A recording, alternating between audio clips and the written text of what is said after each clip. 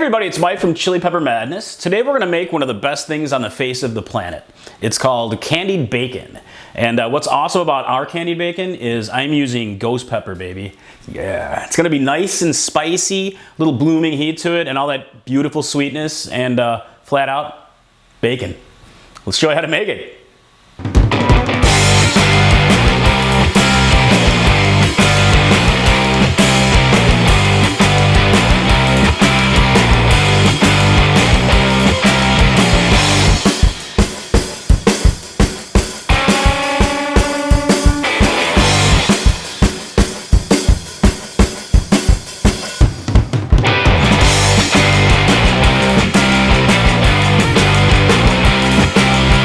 All right, here's a tip for you guys. Use some aluminum foil on your baking sheet, just like this. Your candied bacon's gonna stick to the pan. Like all the sweetness is gonna kind of run down, get real caramelized on there. It's a little hard to get off, so this will save you a lot of cleaning time.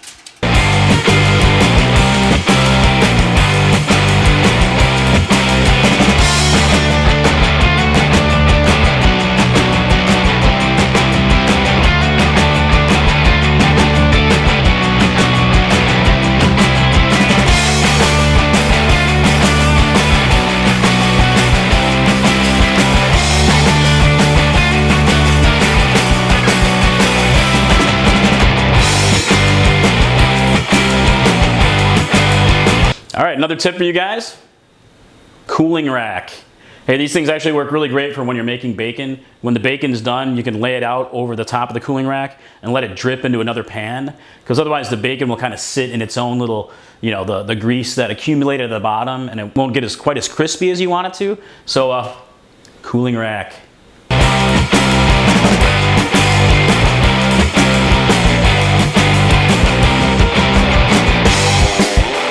All right, that's it, everybody. That's how you make ghost pepper candied bacon. And you know, you can use different seasonings. If ghost pepper is a little too hot for you, try some cayenne powder or you know, something milder, you know, your own preference. If you really feel like hotter pepper, go ahead and grind up some 7 pots or even Carolina Reaper. Can you guys imagine like Reaper bacon? Yeah, I could definitely do that. So awesome. And let's give it a taste. You get the sweet right off the bat, and with the ghost, it's a blooming heat. Not too hot. Oh my God, dude, I love it. It's so good. Ghost pepper bacon.